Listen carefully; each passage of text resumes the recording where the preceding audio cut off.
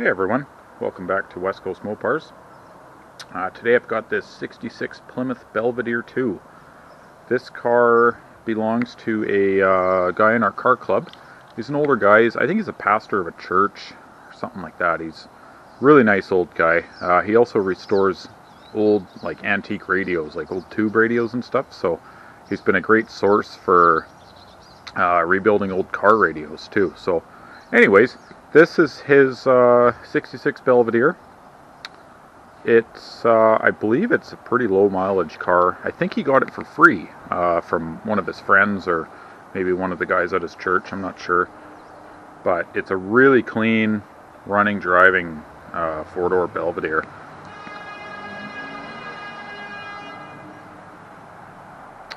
And it's got a 318 poly, automatic. It's got this cool hood ornament here. It says 318. It's pretty original, I think. It may have been painted. It's definitely had some a little bit of rust repair done, lower quarters and stuff. But it's got the V8 badging on the fenders. Normally, it would have all four of these hubcaps. He just dropped it off here for me to do the brakes and sort of do a bit of a tune-up. Figure out why it had a rough idle. I love the trim on these. This is the normal side, and then you go over to the other side, and it's got this, this one's the gas cap, right? It's kind of neat. So, follows the car down the side. This one's got a little bit of an upgrade here with the stainless on the doors. I believe it's got a remote mirror, and door panels and stuff are in pretty nice shape. I think the back seat's pretty nice. It's probably been reupholstered. I'm not sure if that's original or not. It might be. I don't know. It's got some of an interesting pattern on the back here. Headliner's in good shape. Like, it's a nice driver. I think I saw this car. Oh yeah, there. No, it has been repainted. There's signs of it being painted there along the door. But anyways, it's just a nice driver. Got pretty basic dash. I guess the Belvedere II is a step up from the one. The radio works, and it's actually got a speaker switch, so you just turn this knob and it goes from front to rear speakers. That was optional. It runs great. Fuel gauge works, which is nice. Nothing I have seems to work.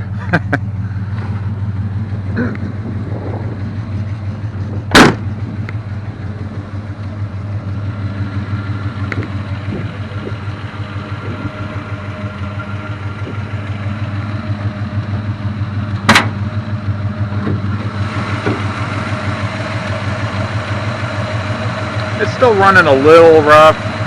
Basically, I'd done a valve adjustment, set the valve lash, and I set the points. The points gap was like, it was like an 1/8 inch. I can't believe the car even ran. So I set it down to the specs. Put the vacuum gauge on the carb. He had like 10 inches of vacuum, so he's got like 22 now. It's a little better, but he's still got the plugs are getting oil fouled. So I don't know if it's the valve stem seals or I don't think it's the rings, but it's got fairly good compression. So I'm just guessing it's the valve stem seals, but. Still a bit of work to do. The booster's shot, unfortunately, for the power brakes. That booster came from one of my parts cars about 2 years ago. We put it in there, and it worked great for 2 years, but it's now died, I think. Pedal goes almost to the floor. You can feel it, just there's no vacuum anymore. But yeah, just a good running 318 poly.